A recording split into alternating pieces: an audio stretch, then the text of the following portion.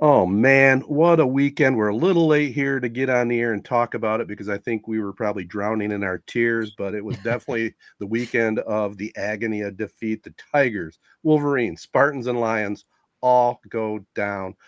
We're going to chop it up as much as we don't really want to, but we're going to get into it and have our thoughts thrown out there. This is episode 381 of the 3 Point Podcast. We're presented by the Memorial Healthcare Wellness Center. Details on Facebook at Memorial Healthcare Wellness Center. Also, want to thank our other great partners. They include AZee Branding Solutions, Jacobs Insurance Agency, Kori Associates Real Estate Services, Nichols Painting, Rivals Taphouse and Grille, Success Group Mortgage and Servicing, Shiawassee County Fair and ALS of Michigan. Our sponsor spotlight for this podcast, Nelson House Funeral Homes. They're here to serve you and your family and your friends every step of the way when you need it the most. Let them help honor your loved ones with the most meaningful way to represent his, hers, life, and your family. Details online at nelson-house.com. Well, guys, we don't usually rehearse a lot. We have a few bullet points in sports we talk about. Sometimes I throw you guys a curveball. I don't know if you appreciate it or not, but I'm going to get just a tad bit political here, okay? Just follow me on this. Okay. First of all, buckle up. First of all, we know we're never going to see lasting peace in the Middle East, pretty much impossible. But what I do have to say is, the hostages got let go. Big news, big kudos to this administration, everybody that worked on it. I mean, that says a lot right there. I mean, what were they held captive for 2 years or something? Mm-hmm. Yeah, so this is news to me, man. You're my CNN or whatever. I don't even know what you're referencing. I saw some headlines, but I definitely didn't read all the details. So you are enlightening us on this. Yeah, President Trump and his staff, they negotiated with Israel and Palestine and Hamas, and they worked out a deal where Israel had, 1,000 different prisoners from Hamas, let them go, and the 20 remaining Israeli prisoners were given back to Israel. So, I mean, it was a lot of happy homecomings. It was really a positive in the news. But like I said, I'm sure it's short-lived because the Middle East just seems like it's never going to be peace, right? Yeah. I mean, I feel like that was the tagline. You definitely remember, Ted, from my childhood. So like late 80s, early 90s, peace in the Middle East, people would say, that Right. was what Desert Storm and all this stuff forgot going on about over that. there. And I'm not laughing about it to make a joke about it, but yeah, it just seems like nothing's completely ever been figured out with all of that. Yeah. And I mean, I don't think it ever will, but it is good news right now that there is some peace. And I got one other thing politically oriented. I got a daughter that works for the U.S. government, and, it's all shut down. All government employees are out of work right now, even though they're making, the air traffic controllers show up for work because you have to, right? And they're going to pay the military. That's cool. I'm okay with that. But just one observation I like to throw out there. If you're a politician, let's say you're a congressman, a senator, or whatever, doesn't matter what side of the fence you're on, right or left, what kind of political statement do you think it would make that person, man or woman, if they said, you know what? We can't get this government back to work. I'm not taking a paycheck, because they all are right now. They're all paid. Yeah, I guess confusing. Yeah, go ahead, Jared. I don't understand how there can even be a government shutdown, if I'm being honest. Like, I don't understand how are we surviving? I don't understand how that even works, right, to be honest. But I'm with you. Yeah, it does seem like it would be. I don't know. Whenever I talk about politics, I feel like I'm like talking like in a circle and like I sound like the biggest idiot in the world. But like, I don't know. To me, I'm with you. That actually seemed like a good point. So yeah, I'll give it to you. Why is that not a thing that somebody's done? Yeah, and most of these politicians have plenty of money, so I think they could wait to get their next paycheck, and it's retroactive anyway. Just say, hey, make a statement. It's a perfect political play, I think. Right. But, yeah, you could definitely play to both sides of the aisle. Say, hey, this person's not taking a paycheck. Look at how much they care about, whatever the issue is. It is kind of funny. Like, aren't all these, the government is supposed to be like for the people, and then we're shut down. So yeah, to an extent, it's like, how is all this working? I was in the post office today, and I heard some people talking about this stuff, and you kind of start eavesdropping a little bit or whatever, and I heard they were saying like, why is the post office open? You know, if the government shut down, or why are we still getting our mail because the government shut down? And it was just one of those things, kind of like, I don't know if this is what you were saying a little bit, Jared, but I really do try. I think it's probably something when you get older, maybe you start paying attention a little more. Because I mean, when I was younger, I really didn't care a whole lot about this stuff, to be honest. But you know, you get a little older, you start caring about stuff differently. I really do. I try. Like you brought up the thing with the hostages.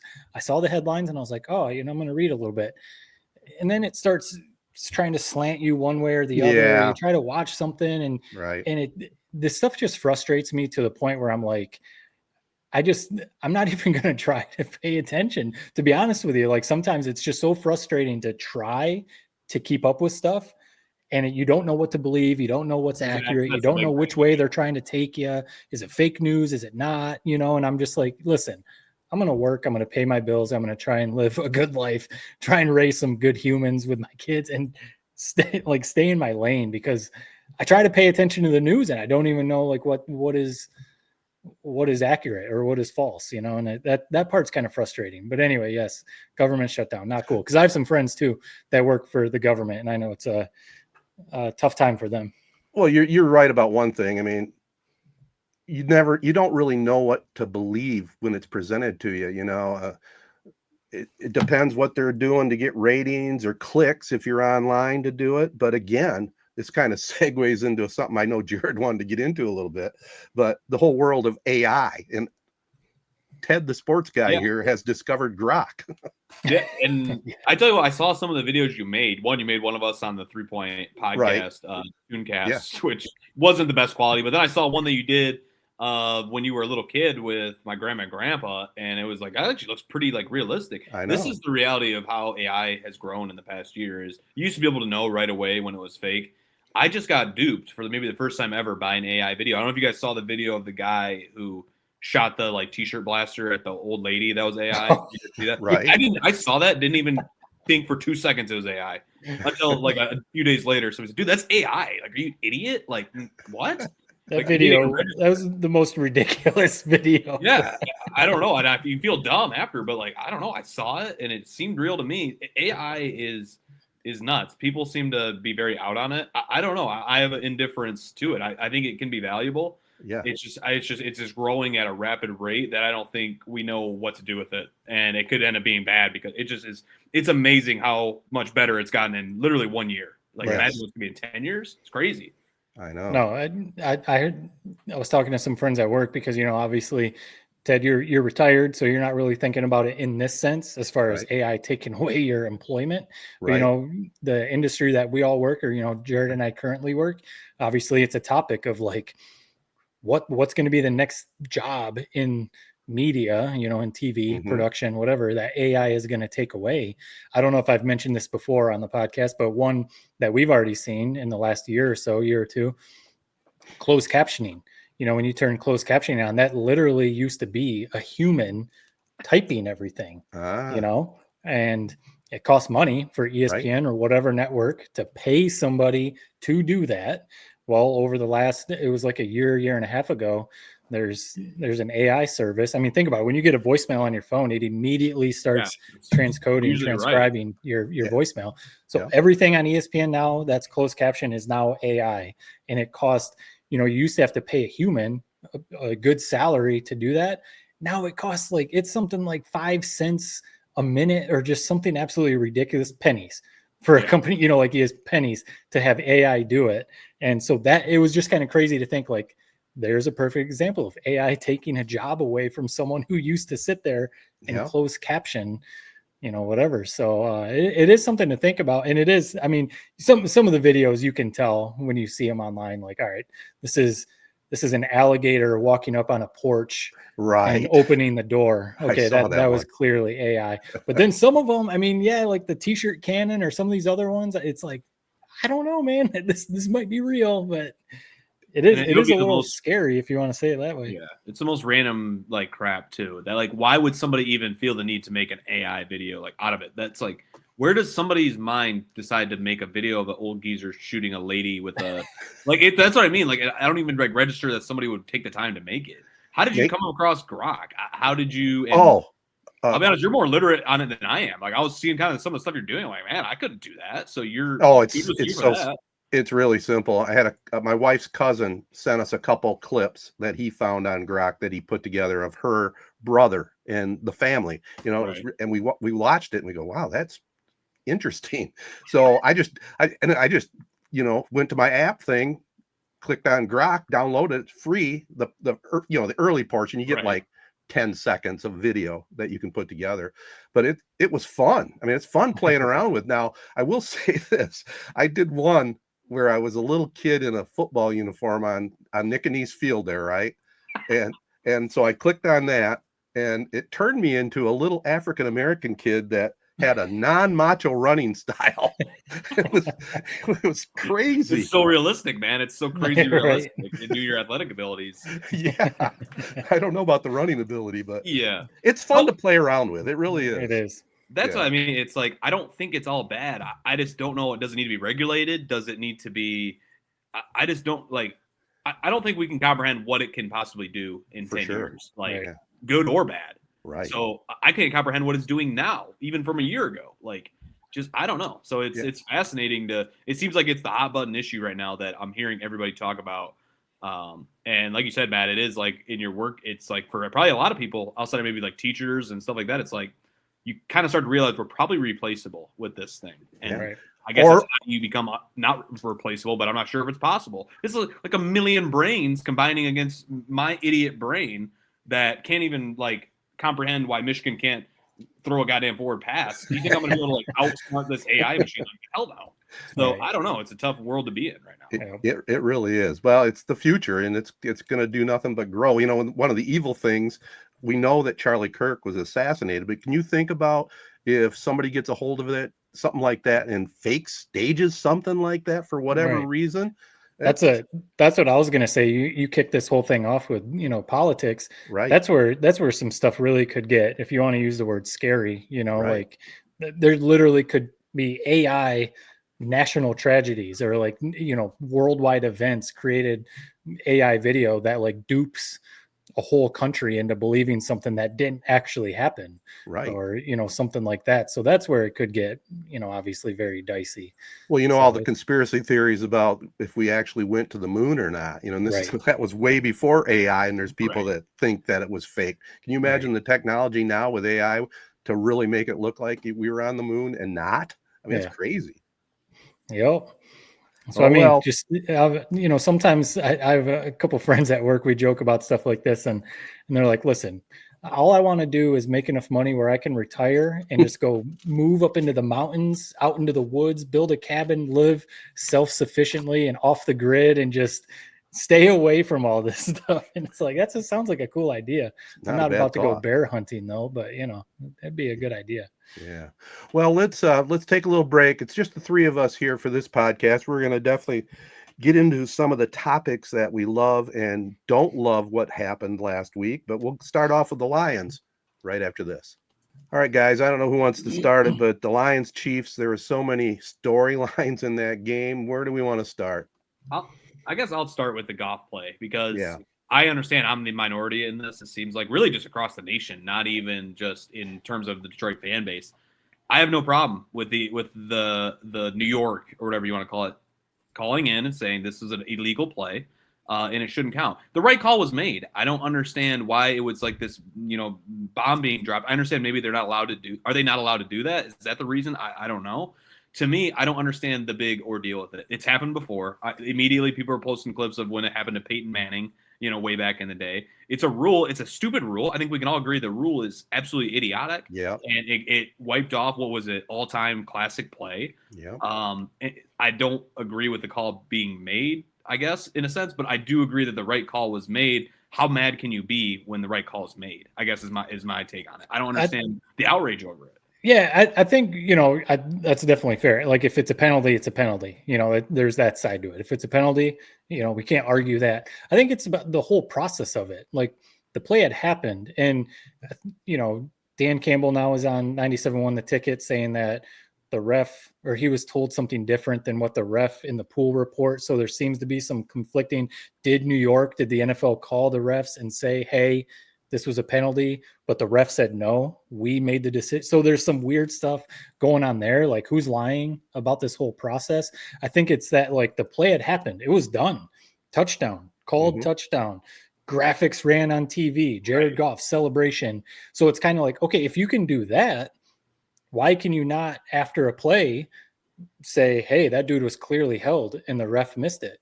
Bring the play back because there was holding. It's kind of like, all right, if you can do that, where does it end? I think that's what, at least me, that's what I think. Like, why did you choose that play to all of a sudden be like, I don't know, that was illegal motion? My one thing about it with the rule, it's been a few days, people have seen it. It's the whole, like, he has to, like, establish himself as the quarterback, but like, and that Jared Goff even said after the game, he was like, he even seemed unclear on the rule, because all he did, he walked up to Glasgow, just kind of like smacked him on the butt, and then went in motion. So like, seems to be like a little bit of a gray area on, like, did he go under center and establish himself as the quarterback? Did he not? And that's kind of part of my thing, is like, if it was a clear cut, he went under center, then went into motion, I'd be like, yeah, well, that's a penalty. But it seems like there's a little bit of a gray area of, like, why was it interpreted as illegal? And then to me, it just kind of set the tone for the whole game. I mean, that was a 10-minute opening drive. Yeah. Took the touchdown away. Then the weird delay of game. Right. And then the field goal. So it just kind of set the tone for the whole game, is what was kind of frustrating. I do think it's a stupid rule to begin with. You should be allowed to do that, number one. But okay, it's a rule. Maybe they'll clear that up. I do have a problem if New York made the call. And I'll say it because we've seen other occasions where referees have clearly blown calls, and then they have the conference the next day or whatever, and the NFL comes out and makes a statement that, yeah, they made a mistake. But if they jumped in here from New York and overruled the referees that did not call penalty, it's a touchdown Detroit, then I do have a problem with that. Because where does it end? Why did you jump in then? Why are you not jumping in? I mean, we've all watched enough football to know you could probably call a penalty on basically every play, right? Whether it's a little hold, whether it's a little offsides, a guy's head is just across the line of scrimmage. You could almost call a penalty on every play in football. So where does it end? Why did they pick this one? And then, obviously the conspiracies with the Chiefs come out, but that it was pretty frustrating way to like, it went like this: 10-minute opening drive, touchdown to boom, crashing down. It was a wild play call, man. I mean, that took some balls to call it. It really probably shouldn't have worked, but it did. But it didn't at the same time. You guys are kind of convincing me. I mean, I'll be honest. Like, this is what is kind of annoying about that. New York stepping in, now that I really think about it. When sometimes I don't prep a ton with these podcasts when it's like everything went sour. I just kind of ride off emotion, for better or worse. People probably listening go, "You don't prep anyway. Like, you sound like a with these weeks, man. When all of our teams lost and it's like literally hell's like frozen over, you just kind of roll with it. What was annoying about them buzzing into that situation is it was the first drive of the game. You think about the skipper play near the end of the game, decided it in that Cowboys game. This was first drive of the game. Like, who even gives a shit? Like, if it was illegal or not, they didn't call it. They didn't catch it. Andy Reid wasn't making a tip about it. Like, nobody even knew that was what they were looking at until somebody got into Collingsworth's ear and said, like, this might be what they're looking at. So, so it just was dumb, dude. It was a lame call to make. It took an awesome classic Jared Goff play off the board. But it was what it was. It felt like we lost that game the second that happened. I don't know why it felt that way, but it just and then the Chiefs the next drive went boom, boom, boom, boom down the field, scored a touchdown. It was like, oh man. At what point do we start to acknowledge that we seemingly are getting run down with injuries again? Yeah. I mean, this is happening all over again. There hasn't been the back-breaking like season ender like with Hutch last year, knock on wood. But I mean, this is starting to add up. It's getting crazy. And it seems like we've been weak at defensive back for the last like 5 years, ever since we've been good. We've never really truly addressed it. We've taken a couple flyers in the draft, but at some point we got to add to this depth at defensive back. And then you have Brian Branch getting suspended for a big game next week. I don't know. I just don't like the way this season is trending right now. I mean, I'm overreacting after a loss, but the vibes were off in that Chiefs game. This Monday seems huge. Like, it does. Luckily, it's in Detroit. That helps, and the Bucs are equally as banged up as the Lions are, so that kind of helps in the Lions' favor. I think one thing I've seen some people say too, a little difference. You mentioned like Hutch. There hasn't been that significant season ender. A lot of these guys that are hurt are going to be coming back. Terrion Arnold will be coming back. DJ Reed will be coming back. Akeem McNeil is supposed to be playing this Monday, so that's a big one. Yeah. So like right now, yeah, we're pretty banged up, but hopefully over the next month or so, all these dudes are coming back. So for the stretch run, opposite of last year, everyone was out. Hopefully by Thanksgiving or, somewhere around there, December, people will be coming back. I mean, that'll be the big thing. It's definitely some like glaring holes, but it's also like, and then, I saw some people saying too, all this overreaction by Lions fans. This was like, you went into Arrowhead, Chiefs, Dynasty, Mahomes, they're desperate, needed it, all of that kind of stuff. So like, if it wasn't all the BS with the penalties and the Goff thing and, all that stuff, you could just tip your cap and say, yeah, that was the Super Bowl champ. I mean, they didn't win it last year, but the Super Bowl champ, Mahomes, Kelsey, Andy Reid, they needed that win more than the Lions, really, because they were going to drop to 2-4 or whatever. Right. So you almost just tip your cap to the Chiefs and say, hey man, you beat us. Yeah. If it wasn't for all the other stuff that went on. Yeah. What did you guys make of the Branch stuff? Stupid. I mean, just stupid. I mean, he seems to have that short fuse. We've seen it before with some of the penalties he's had. He's a great player. I mean, don't get me wrong. We need Brian Branch, and we also need Dan Campbell to get him in the right frame of mind. To me, it was dumb. I don't think you can defend it. It was funny seeing how he was. To me, I love Brian Branch. He plays with that edge. Like, you almost don't want him to lose it. Like, yeah, you're going to deal with stuff like this every once in a while when you play how he plays. That's kind of why we love him. You need those guys. You like those guys on your team. You hate them when they're not on your team. I have no significant problem. I'm not even mad at Brian Branch over it. It just is unfortunate and it sucks. And, similar to like a JMO situation versus the Bears last year, he clearly is triggerable. We've seen it with the Green Bay flipping off the crowd. We just saw it again. And Kansas City got underneath his what's the phrase I'm looking for? Under his skin. Yeah, under his skin.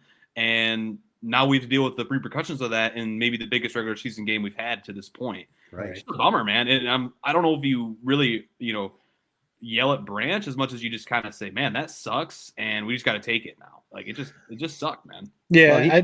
I think it's kind of like you guys both said, like you don't want, Dan Campbell has to do his job and get him under control, if you want to say it that way, but also or Kelvin Shepard, defensive coordinator, whoever, but you also don't want him to lose that edge. It'd be like telling Baker Mayfield not to play with the energy that he plays with, no, that's who he is. You want him to play like that, but you need to control yourself. Should you swing and punch a dude after the game? Probably not. But I think kind of to your point, Jared, people probably know you can get under his skin. When Mahomes scored that touchdown, he was talking trash to Branch because you knew, he did that whole thing. Juju, definitely. I mean, the crack block, the block or whatever, was it dirty? Was it not? Who knows? But he knew what he was doing by hitting Branch. And then was Branch going to go up and do something after the game? Who knows? But Mahomes and Juju both went up to him to like shake his hand. Right. Knowing Branch was probably a little on edge. So well, it also makes you wonder what was Branch saying to them through the game, right? I mean, there's no way they just said, "Oh, we're gonna go pick on Branch. He did nothing, but we're gonna go, twist the knife on him." Right. There was probably that's football. That's what you love about the sport. It just sucks when you're on the losing end. Now you got to eat it, and and it's hard to eat it, man. We've all been in a situation like that before, with maybe a sore winner, whatever you want to call it. It's not fun, but you can't do what he did. And now this depleted secondary is even more depleted. Thank God that the Bucs are just as depleted at wide receiver. Or I think they'd score 45 if they were at full strength against us, how we're currently sitting. So thank God for that. And now Brian Branch, what he's done, even more than what he already did. You guys already pointed it out, kind of like a Draymond Green situation. Now he definitely has a target on his back. Oh yeah. So if he has a questionable, dirty hit, I mean, what's going to happen. Here comes another suspension. If he, shoves a guy or something after a play, here we go. So like he's kind of set himself up. So you don't want him to lose the way he plays because he's very good.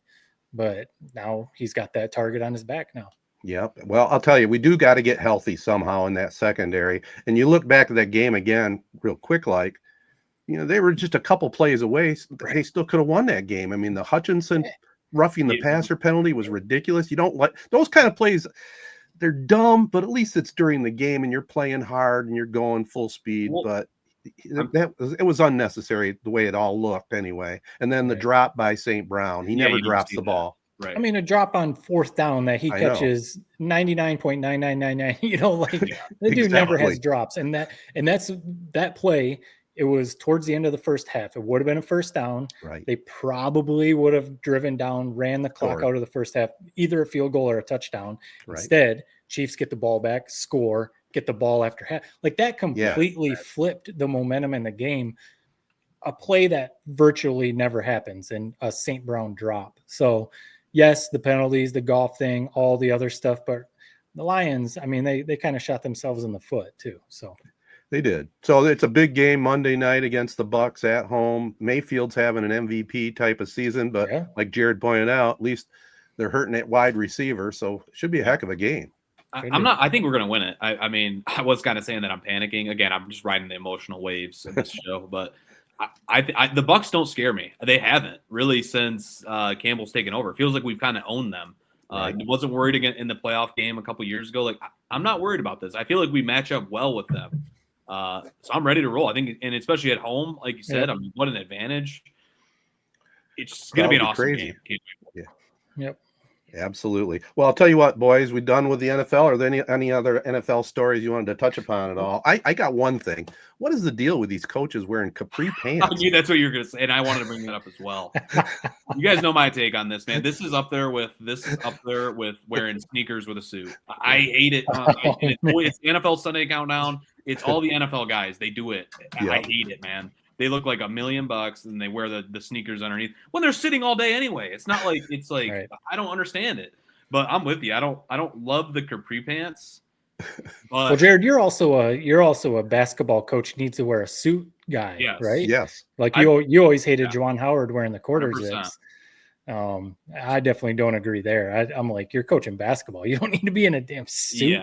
What are we doing? And so if they want to wear capris, now if it was like Dan Campbell in capris, that might be a little like what? But Mike McDaniel, the Dolphins coach, that fits him, But I guess it's funny to hear you say that, Ted, because whenever Jared and I bring up, all-star uniforms or what Michigan's fit that they're going to wear for a game, you're like, I could not care less. So it's funny to hear you say that.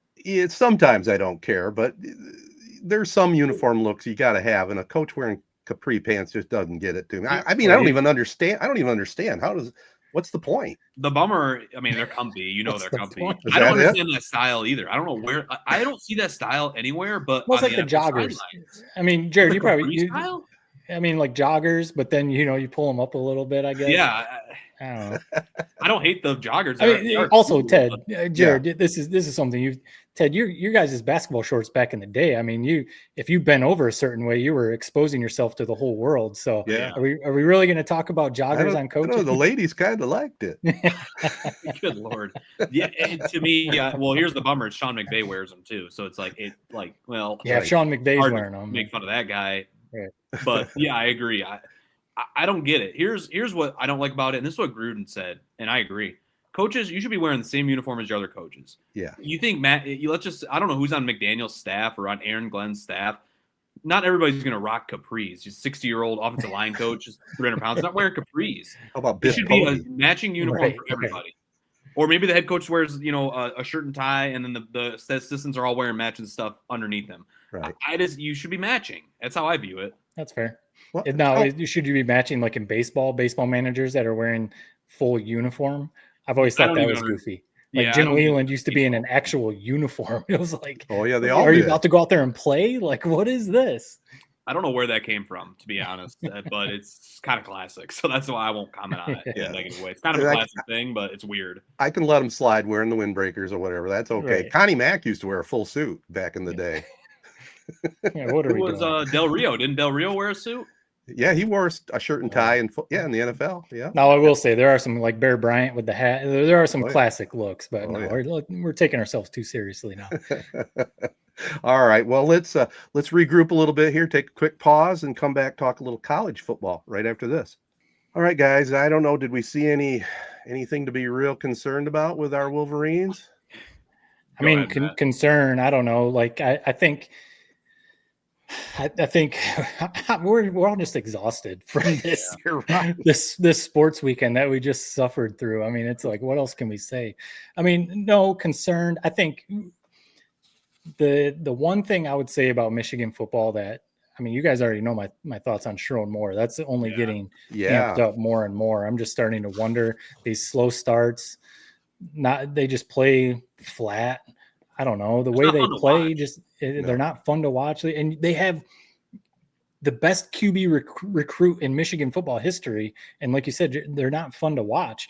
The one thing is the defense. We were down on Wink Martindale, and then at the end of last year we were up. And now I'm starting to wonder, like, all right, now what the heck is going on? Because some of these performances. So the defense would be one thing. It's one game also. I'm gonna try and give them that.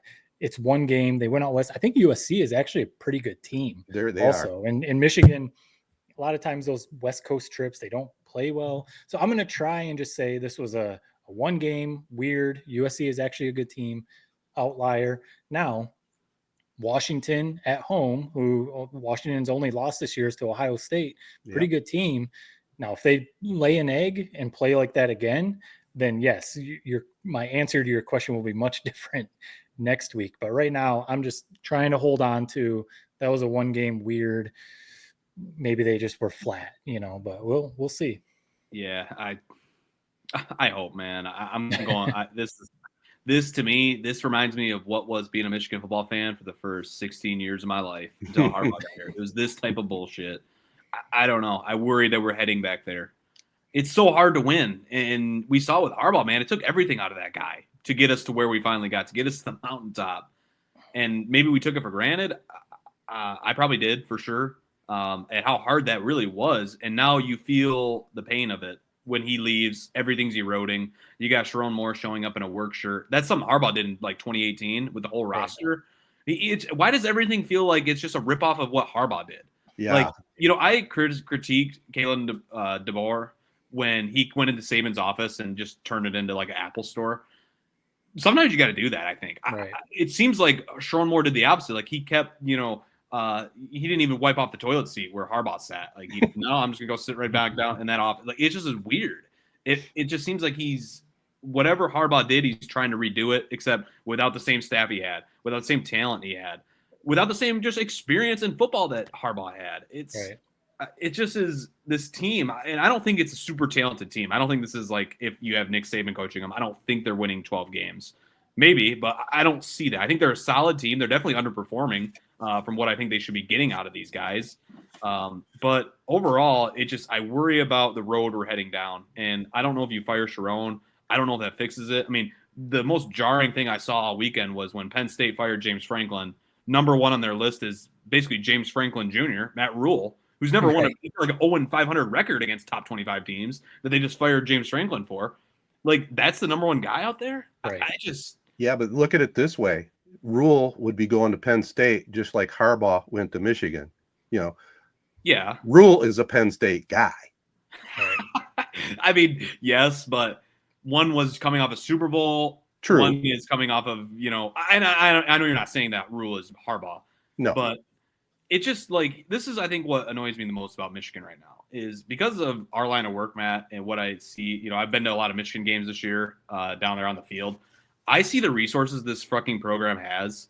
I see kids who are student managers whose only job is when players come off the sideline, grab their helmet, wipe off their visor. Right. Like, it's like, what are we doing? And then I was at Michigan State and UCLA this weekend with UCLA, which is like basically a fire drill. They have one guy doing like basically 10 of the jobs that somebody at Michigan would be doing.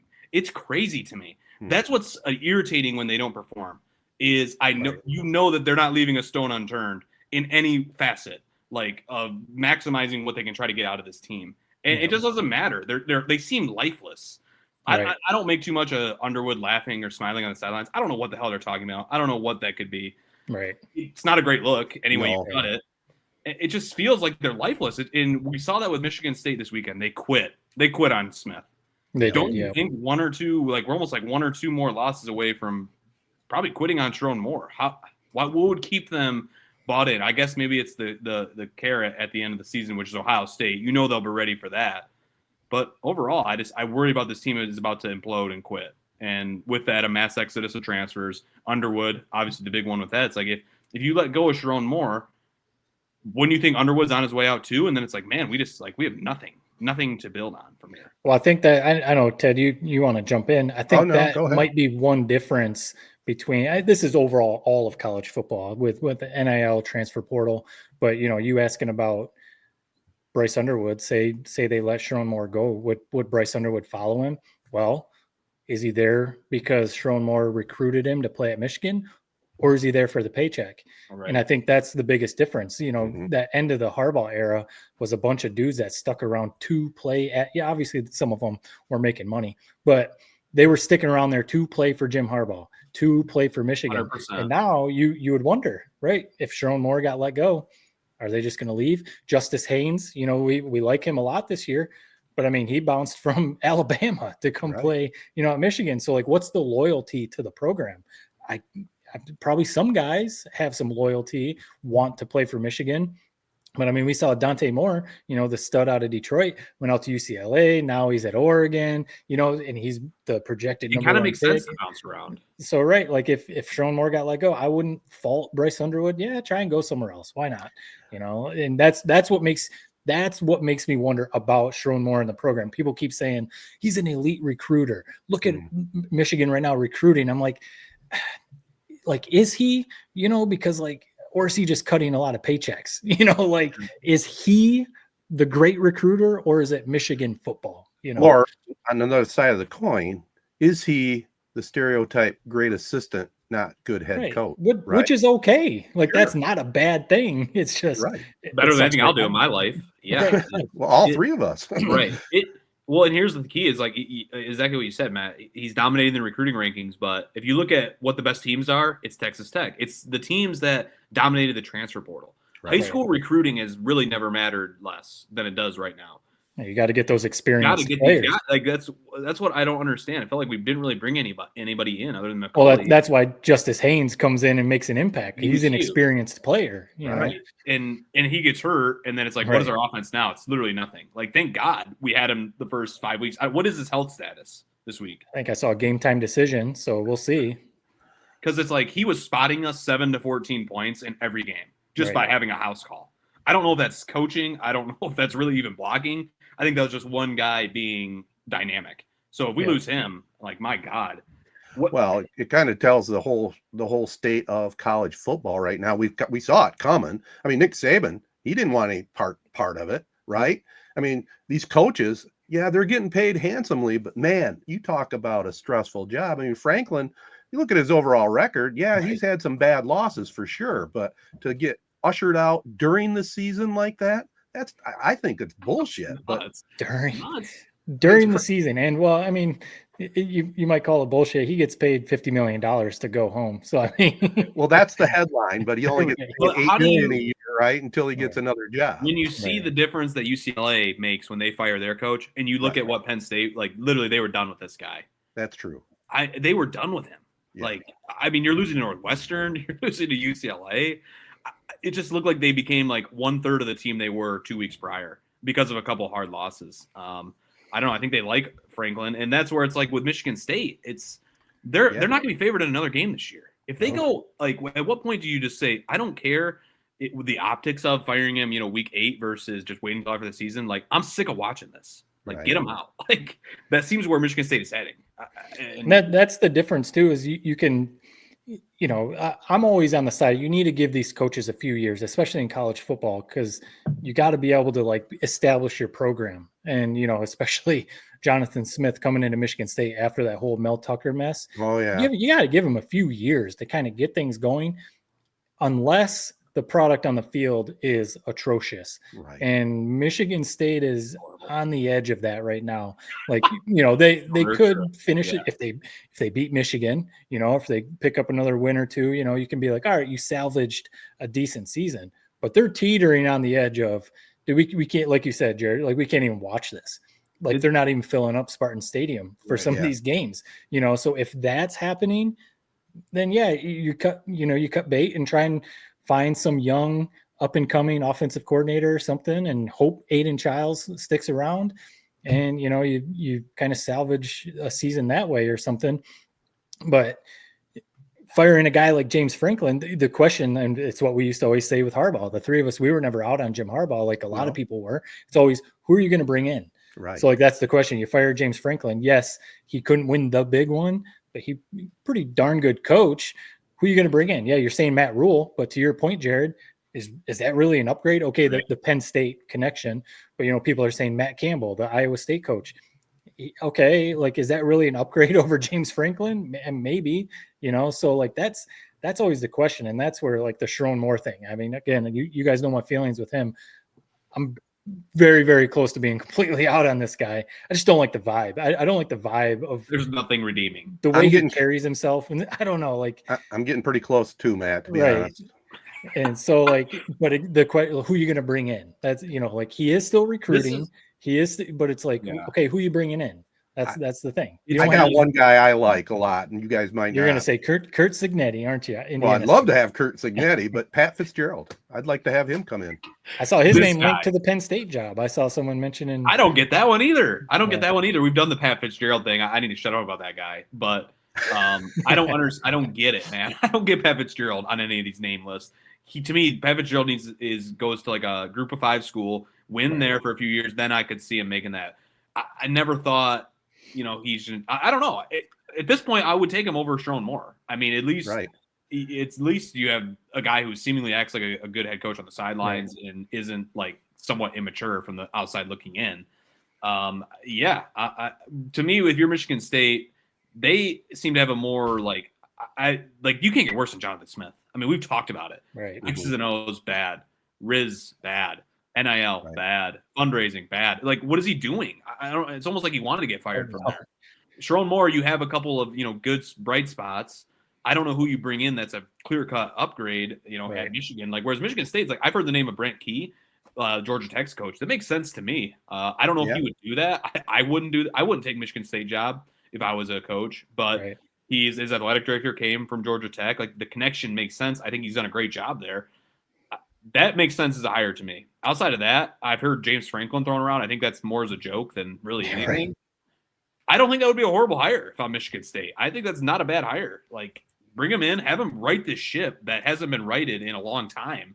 And if you want to upgrade from James Franklin in 5 years after he builds it up a little bit, so be it. But I don't think that's a horrible hire if that's actually somewhat realistic to happen. Yeah. Do you guys think there's a significant plus, I guess, advantage in today's college football to the coach having that connection to the university, or because of the transfer portal, because of just everything else? It's kind of why does it matter that Matt Rule has a connection to Penn State? Is it that much better? That's what I'm asking, because sometimes I wonder, is that a little overplayed?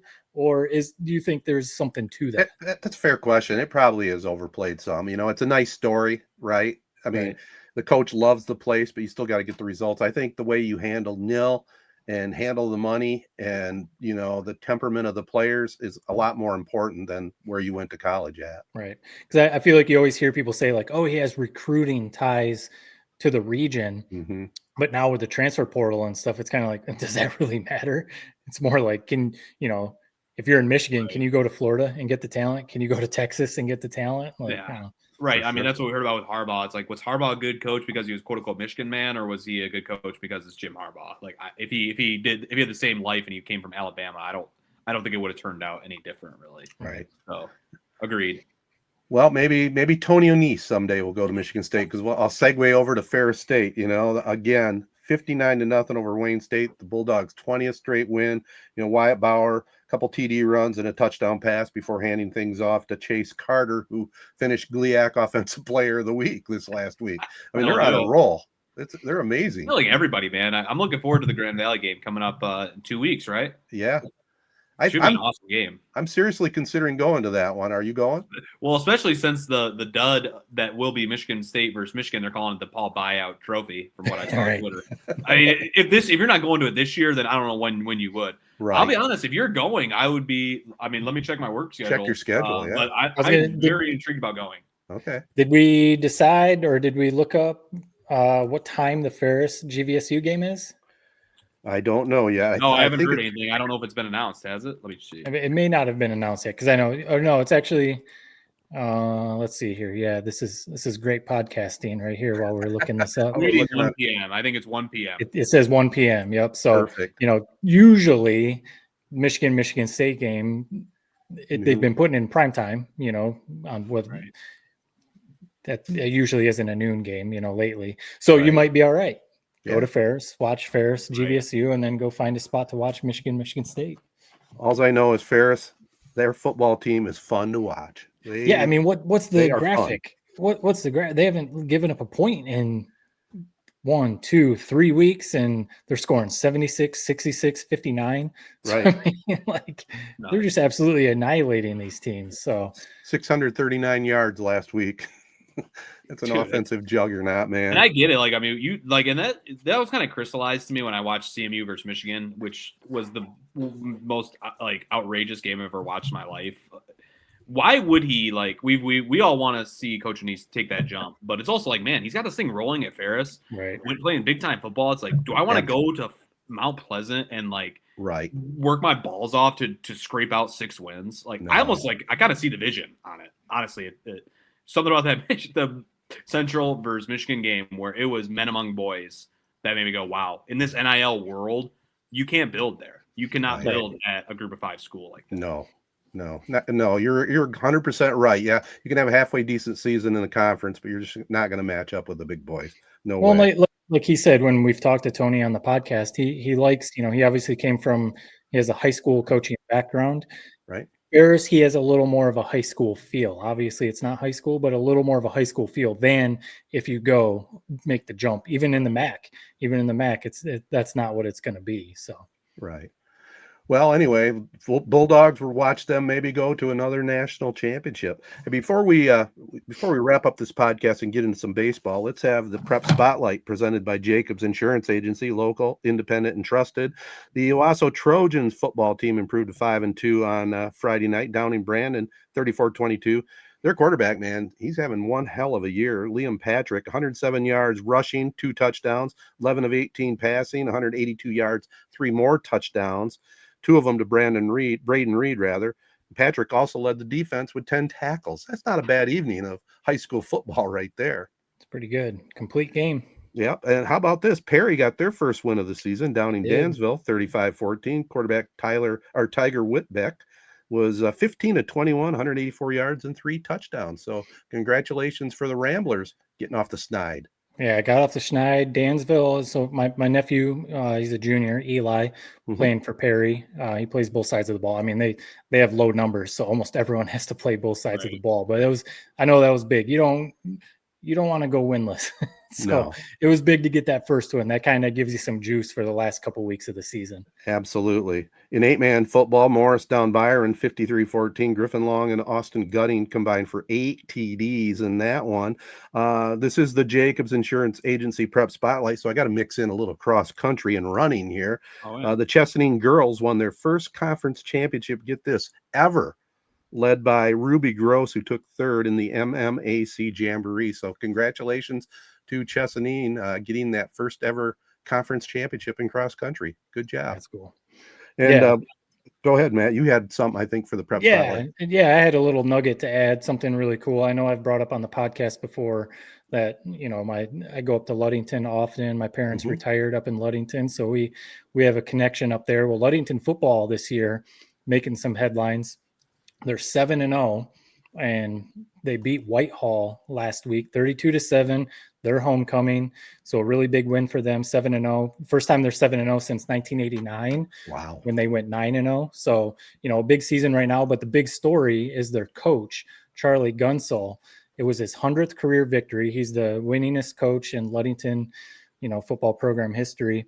It's his 22nd year as the head coach at Ludington. So it's just cool to see those programs that have a long tenured head coach. 100th victory. His youngest son, Cam, is the quarterback and safety. He's a senior, so he's getting to coach his son, who's the quarterback. And this is his last year. He's gonna coach his final season with his son as the senior leader at quarterback. His 100th victory. They're 7-0. hopefully making a little bit of a run. So it's a really cool story. And some of the numbers, I mean, you listed off Owasso's quarterback. So Cam Gunsell is the quarterback for Ludington, the coach's son. He rushed for 162 yards against Whitehall, 3 touchdowns, 13 of 14 passing, 2 more touchdowns through the air. Plays safety, like I said, has, a bunch of tackles as safety. So just, it's cool to see those schools that have to have your quarterback also play safety and makes like all the tackles as a safety. That's just really cool. So yeah, and they're outscoring teams this year 324-39. So I mean, they've got a good squad up there, and they're playing. Who did I look up? They're playing Orchard View. Sorry, for the outright conference championship this Friday. A chance to win the outright conference championship. So really cool story up there. Ludington, it's kind of like similar, we love our Cavs, similar, like a traditional football program that maybe doesn't have the 100 state championship trophies in the high school, or, just, it's a proud football program up there. It always plays good football. But like I said, maybe not the pile of state championship trophies in the school. Sounds like this is a team, like, it's almost like reminds me of Corona 2023, where, I mean, I'm thinking about this coach and his son. This is going to be my last year. He's probably new for 5 years. It's going to be his last year. Like, I need to see this group through and what they can do. So that's what it seems like to me. It's awesome. Great cool. Story. Go ahead, Ted. I was just going to say, question for you. I'm not trying to put you on the spot. Most high schools in the state of Michigan, I know most of their mascots. What's Ludington? Do you know? Orioles. Right. Orioles. Yeah. They're the Orioles. Yeah. Ludington Orioles. And I was going to add too, we talk about stadiums a lot when we talk about high school football. One of our favorites that we talk about a lot, obviously, with our local ties is Owasso, historic Wilman Field, and how we just love that stadium. The neighborhood, it's away from the high school. It's in the neighborhood there on the river in Owasso. Ludington's is very similar. It's away from the high school. It's about a block or two away from Lake Michigan. You can't necessarily see Lake Michigan from the field, but it's right there. Nice. It's in the neighborhood. My parents' house is kind of like kitty corner. Like if we're in the backyard of my parents' house, we can see. Definitely, my parents say on Friday nights they can hear the crowd. It's right there. Ludington's not like a huge I'm looking town. at this from the aerial. This is how do they not move this field 200 yards to the right to be right on the water? This is crazy. Like Northwestern, Northwestern, right there on Lake Michigan. Yeah, I mean it's a cool. The town's water tower is right there. You can see it. They got a turf field. So it's a really cool, really, really cool. If you can make it up to Ludington, way up north for a big game, it's a really cool neighborhood feel, stadium football, high school football environment. Little side note, I didn't really have it in my notes, but you talked about Wilman and you talked about the field there at Ludington. Cadillac's very similar to Wilman Field. I don't know if you've ever been up to the Cadillac Field. It's right overlooking Lake Mitchell up there. And the reason I bring up Cadillac is, last weekend was the 50th anniversary of KISS being a part of their homecoming celebration up there. KISS actually played for their homecoming dance and took over the town. Are they from there? No, it was right when they were starting out. I don't know how they got connected up there, but pretty big story. They had the 50th anniversary celebration last weekend. I came really close to saying to my wife, hey, let's go for a little fall color tour and see what's going on up in Cadillac, but I didn't. The thing that I saw on Twitter this week was with KISS was like that they got rid of their makeup at some point, and people kind of like hated them for it. Yep. It was shamed them like, you guys suck now. Oh, it was a terrible mistake. Terrible mistake by them for sure. Funny. I remember. I mean, Ted, you're the same age as my parents. I've seen pictures and heard stories. My dad and some of his buddies went as KISS to Halloween one year and like had all the paint and the hair and all that kind of stuff. That's definitely a generational thing. Yeah, I saw KISS actually live in concert in '76 up at Rose Arena. It was at the time at CMU. I still have the CM Life review. They did not get a real good review by the writer, but it was pretty memorable. That's a butcher, man. That school newspaper, man. No doubt. Hey, by the way, we were talking about Perry picking up their first win. Corona's got 2 chances to get off the snide. They've got Kersley at home this Friday, and then they finish the season at Chesaning. So we're going to wish Jason Beldiga best of luck. You don't want to go with that donut for sure. No, it's not. That is cruel. Like, I'm like going a whole season without a win, without ever having that Friday night, victory feeling. Like, No team should have to go through that. I don't care who tough. you are. That sucks, man. So I'm with you. Let's get a couple wins. And I know we've had Chestaning's head coach, Coach Walter, on. They're having a tough season too. What 1-6, 1-7. Oh yeah, it might come down to that final game at Chesaning. It'll be on the Castle, and I'm going to be sitting in with the boys on that one. So we'll see what happens. Hopefully, Corunna can get it against Kersley this week. I'm sorry. Where's the Castle going to be going for playoffs? Any idea yet? Well, I'm sure we're taking a good hard look at Owasso for sure. That's going to be one of the ones. And St. John's, as always, New Lothrop, Ovid LC. I mean, we got some decisions to make there once the season is officially over. Well, let's take one more short break, boys, and then we'll do a little post-mortem on the Detroit Tigers and MLB right after this. All right, guys, playoffs are on my TV right now. We're recording this on Wednesday night, and Seattle won the first two games in this championship series, but in the series against the Tigers, wow, that whole thing came down to Friday night. I'm going to get it on the table first.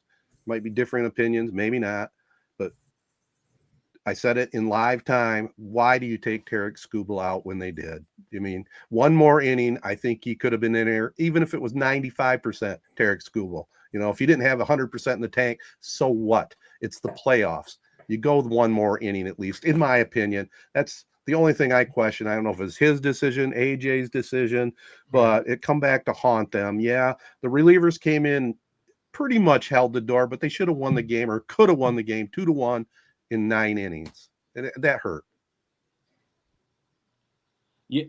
Yeah. I mean, I don't know. We've been battling. You guys are on this leave him inside. I've always been on the you can't expect more out of him in a game. He hasn't done it all year. I mean, you kind of said it yourself, Ted, is like Skubal wanted out. Like this is the best pitcher in baseball. He's telling you he's done. He's spent. Maybe it's baseball. If this is a baseball problem as a whole, if you want to make it that, I don't think this is a Tigers issue. I don't think it's AJ Hinch issue. It sucks. He only went 6 innings. He was pitching well, but he's using up a lot of pitches. But Skubal was checked out. That's what. And Matt, you said that pre-show. AJ Hinch checked in with Skubal before that last inning. How much more you got? I got one more inning in me. Maybe you push back a little bit if you're Hinch, but how do you tell the best pitcher in baseball, no, man, you have more? Like, you have more. How it played out sucked. And Finnegan comes right in and gives up immediate run. But how do you tell Skubal he's wrong in that situation? Right. I mean, I'm 100% with Ted. You go down. I mean, he's the best pitcher in baseball. He should be able to pitch more than 99 pitches, 6 innings. But I think to your point, Jared, baseball's changed. I mean, almost nobody pitches. Paul Skeens barely even pitches complete games. Like Yamamoto last night, on Tuesday night, pitched a complete game for the Dodgers. And Ted and I were talking before the show. That was the first postseason complete game by a pitcher since 2017. That's crazy. Postseason, managers don't leave their starters in very long anymore. It's just a different game. Now, that being said, I still think 6 innings is like too short of a leash. Like this is supposed to be the best pitcher in baseball, probably going to win his second consecutive Cy Young. He can't go more than 99 pitches. Like, what are we doing? And I know that's what people said. He's never pitched more than 107 or 108 in his career. All right, then maybe this is the time to push it and try and go a little more than 108. And obviously, as we've said before, and as you guys like, depending on how the game plays out, that changes things. If the bullpen came in and just shut things down, it would have been like great move by AJ Hinch. But since the bullpen came in and kind of blew it, well, terrible move. Skubal could have went out there and given up a home run right away, and then we would have been like, oh, you should have pulled him, So it's all the hindsight stuff. But part of my thing is too, if you're going to pay the dude $400 million, 8-year deal, he should be able to pitch more than 99 pitches in a playoff game. You know what I feel about pitch counts, and it's one thing to go 99, okay, and you could have gone 120 as far as I'm concerned. What the hell, pitch count, Schmitz count. I hate it, man. I mean, I could see regular season maybe, even though every loss counts in the regular season too. But you're playing to move on into the playoffs. I mean, it's all on the line. And if Skubal is the one that said I have had it, what makes me question what's going on with him? Right. What made him feel he had it? Last 2 pitches were 101 mile an hour. Right. I don't know. I know it looks like Jared might be froze out a little bit, but the other thing that hasn't had enough talk about is their hitters in that lineup. They definitely have to do some adding to that lineup. The hitters just kind of fell apart down the stretch. Our guy Javi, he came through in the playoffs, man. He showed he's a money player. You know, Yep, Javi, we've said it before, and people have said it, throughout the playoffs. I don't know if it's like a mental thing, but like when he locks in, he is a really good player. Maybe sometimes during the regular season, he just loses focus or something, right. I don't know. But he was big. Torkelson actually had some pretty big at bats, but yeah, overall, the offense just clearly didn't show up. Their batting average with runners in scoring position, people were talking about AJ Przinsky on the broadcast was talking over and over about like bunt, basically like play small ball, bunt, and they could barely even do that. It was just disappointing because the pitching was good enough. The bullpen, yes, we would have liked them to leave Skubal in, but the bullpen actually wasn't terrible in the Mariners series. Right. The offense just couldn't, except for the one game 4, when they exploded for 9 runs. The offense just couldn't do anything. They would get guys on base and they couldn't move them over, couldn't score. So, yeah, I mean, I think it just clearly showed that the team is there. You need to add 1 or 2 veteran bats that can kind of take over. Yeah, I mean, you look at the lineup. Okay, Dingler, he's an all-star. He's going to be a solid catcher for the next few years down the road. Torkelson, I think you still go with him. He's got the power. He's learning a little bit more, and he had some big hits. I don't know if they're going to be able to sign Torres back at second base. Yeah. I'm not sure what the situation is with Javi, but he's probably coming back, I would think.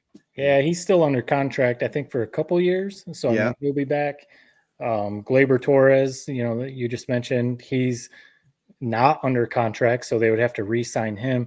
That was a crazy thing that came out. Apparently he had like pulled he had a hernia. So he had hernia surgery right after the playoffs. So he was playing hurt. Playing hurt. Right. So yeah, they've got some decisions to make, and like has been talked about, and like has been said, they have money to spend. So if they want to spend some money, they can do it. So we'll see. Yeah. Would you guys say that this year was a success? When it's all said and done, right? Probably barely, but yeah, I would say so. I mean, they won the first.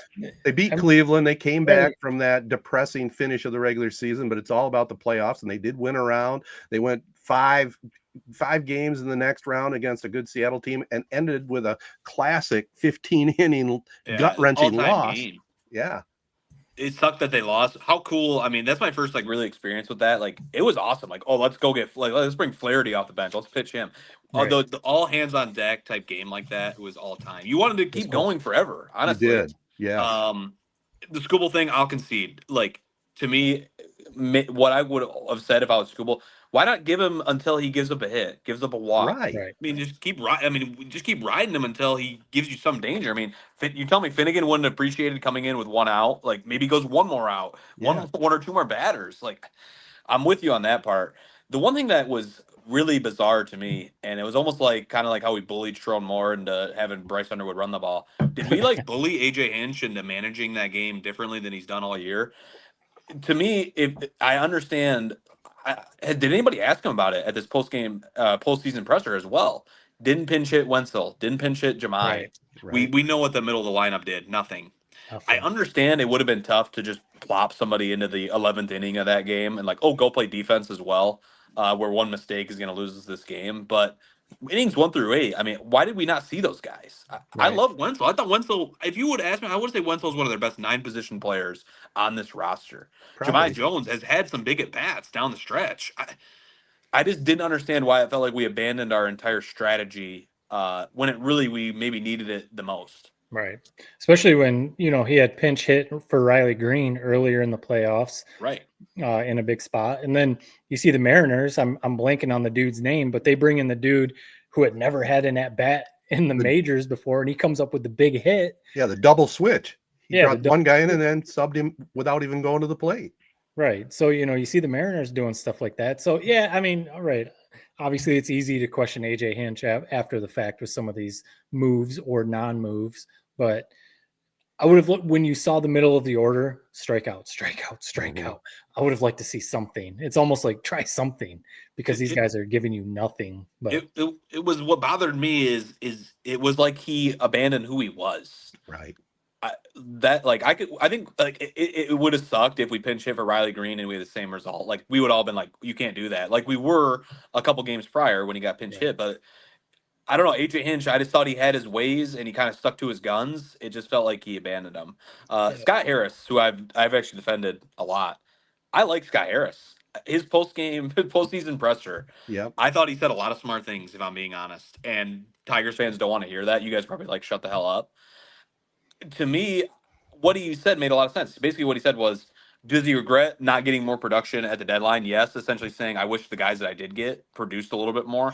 But given the deals that were on the table, I don't think it would have been smart for us to do that. I don't know. He had a whole 2-minute answer that I thought about playing for you guys, but we don't got time for that. People heard it. Check it out if you haven't seen it. Jeff Rieger posted it.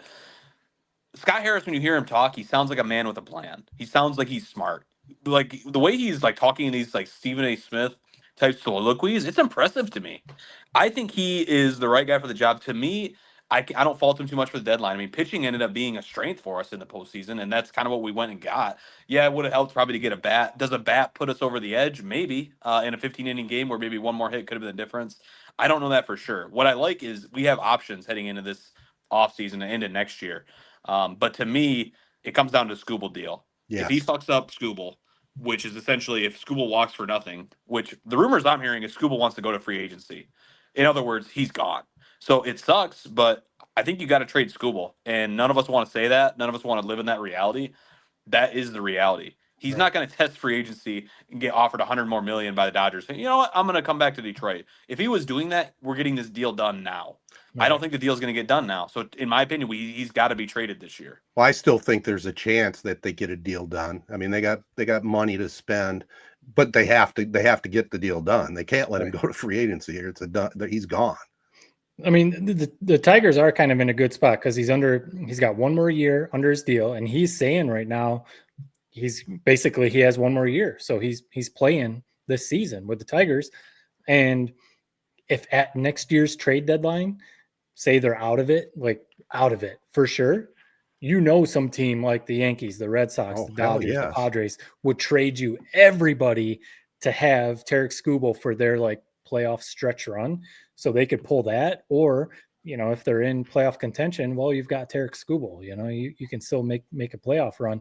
But the risk is if he goes test free agency, you don't trade him, and then he leaves.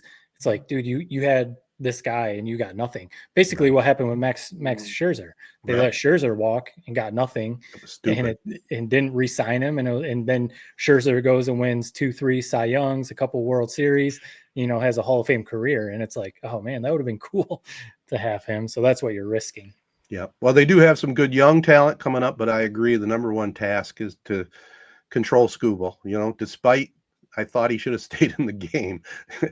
They need to sign him. Now, back to your original question. I answered it. What do you guys think? Successful season or not? You want to say yeah, because you made the playoffs, and like you said, Ted, you won a playoff series, but the goal is to win the World Series, right? And you didn't win a World Series. So, I mean, yeah, playoff baseball is fun. Watching that 15-inning game was cool. It was fun. But you didn't win a World Series. Would this roster ever beat the Dodgers roster? I mean, my God, that team that's is so what's kind of loaded. interesting. From like Jeff Passan had like an interesting article that basically, depending on who wins, the Brewers or the Dodgers, like could have a big sign in how this lockout is going to go. It sounds like we're going to be locked out next year. That's kind of my reading between the lines. It seems like that's where we're heading, which is a bummer. But no, I don't think so. The Dodgers do seem that much better, and that's why it is like almost we need a salary cap or something. I don't know. We need to fix this, man. It seems like the players make sense. They don't want a salary cap because they want to make the most they can. But, I mean, us as fans, we've been clamoring for it forever. I don't know if it would change a lot. Maybe we need a floor, a salary floor for these teams, but I don't know. But to me, the season it's not a success. It's not a failure. It's exactly what we did last year, which is kind of sucky. It's like didn't take a step forward, didn't really take a step back. Just kind of was what it was. It was the season, and you hope you build on it next year, man. Well, I'll tell you what I agree with the point about the World Series. I mean, the obvious point is to win it all. There's no question about it. But I do have to give them credit the last 2 years. You stuck with them all the way. You know, Right. there wasn't a point in the season where you just said, I'm not watching the Tigers. They don't matter. It's well, yeah, because you think about the 5 years before these last two, right? By August we were checked out. For you sure. know, by August, September, it was like, man, this team's out of it. Yeah, the lockout thing will be interesting because you know the no salary cap, like the Dodgers payroll is about 330 million, Unreal. and the Brewers payroll is about 120. So it's yeah, comical, man. Right. The Brewers are competing with them right now, but when you look at the roster on paper, that's why the Tigers will have no chance to get Tarek Skubal because the Yankees or the Dodgers or the Padres are going to offer him $500 million, you know? Right. And is that fair? We don't want to be like that. That's not fair, but it's almost like that's not fair, you know, but it is what it is. And so of course the players don't want it because teams can just throw money. The Mets can pay X amount of dollars to whoever they want because they have the richest owner in sports, you know? So yeah, the players don't want a salary cap, of course. Well, the sad part is if there is a lockout and if it's extended, I mean, they're killing themselves because baseball has risen back up in popularity. You know, attendance is up all over. Yes. It would be brutal for the Tigers, especially, man. Yeah. That would be really because they've got a playoff team, like you said, Ted. They have some young guys in the minors ready to come up. Yep. So if we now lock out, it's kind of like, well, that halts all of that progress right there. Yeah, and you think about what they drew; they had 2.5 million people this year. Right. I mean, that's amazing. When you think about being a sports fan, what is sports? It's entertainment. We've been pretty damn entertained since that stretch of last year. Yeah, like I mean, it was a train wreck that we watched at the end of the regular season, but it was entertaining nonetheless. Yep. So they made me watch a baseball game until 1 a.m. That is mind-boggling. That is mind-boggling. When I had to be up at 6 a.m. the next day. That's all you need to hear about a success, really, when you think about it. Amen. Amen. All right. Michigan's not entertaining us right now. Michigan football last year was kind of entertaining, like in how they were playing. No quarterback, winning some tough games, playing good defense. Like nothing about Michigan football right now is entertaining. That's the difference. Man. So that USC game was brutal to watch. It really was. Let's just make a pact, boys. Let's get last weekend behind us and let's move forward and have a much better weekend. Does that sound like a plan? Honestly, I don't know. Ted, you've been around for 120 years watching sports. Yep. I don't know if there's ever been a Friday night, 15 inning, Tigers eliminated from the playoffs. Saturday night, Michigan State fans, you know, I know Michigan State earlier, but Saturday night, Michigan gets just dominated by USC. Sunday night, Lions going to Kansas City. And I mean, it literally was like by Sunday night, the fourth quarter of that Lions game, I was exhausted. I was like, this is why am I wasting 3 more hours of my life doing it? Like, I don't know if Ted, I know you right off the top of your head, you probably can't remember. I don't know if there's ever been a weekend like that. I would doubt it. I really would. When you talk prime time, right? 3 primetime daggers. You know what? I just had a brilliant idea that I think could solve this all. All right. Get on Grok, plug in some Strongmore imagery and of him hoisting a trophy, and we'll just act like that's real. Let's do that. Maybe do that for us next week. I'll see what I can find. Maybe I'll post it on X. All right, guys. Fun show. It's we were a little delayed getting it on because of work schedules, but good stuff here tonight in our postmortem of our teams. Let's call it a podcast. We're brought to you by the Memorial Healthcare's Wellness Center. Get details on Facebook anytime you want to see what's going on there. Also, our great partners also include AZee Branding Solutions, Jacobs Insurance Agency, Kori Shook and Associates, Real Estate Services, Nelson House Funeral Homes, Nichols Painting, Rivals Taphouse and Grille, Success Group Mortgage and Servicing, Shiawassee County Fair, and ALS of Michigan. The next Z92.5 game of the week coming up Friday night. Pretty good matchup in the MMAC. New Lothrop at Ovid Elsie. That should be a heck of a contest. And you can hear it, the replay right here at 3 Point Podcast at our site. That's it. Peace and love, everybody. Be kind. Thanks for listening.